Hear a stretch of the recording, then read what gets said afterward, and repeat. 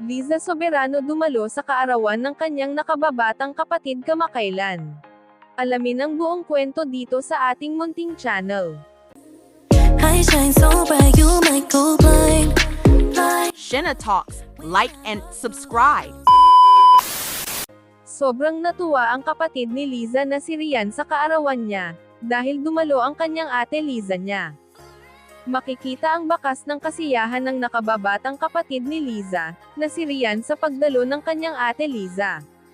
Makikita din na buo ang family ni Liza na nakisaya sa kaarawan ng kapatid. Sobrang cute naman tingnan ni Liza na kinarga ang bunsong kapatid, ramdam ang pagmamahal ni Liza sa bunso niyang kapatid. Kaya naman sobrang hinangaan si Liza ng mga fans at mga netizen dahil sobrang mahal ni Liza ang pamilya niya.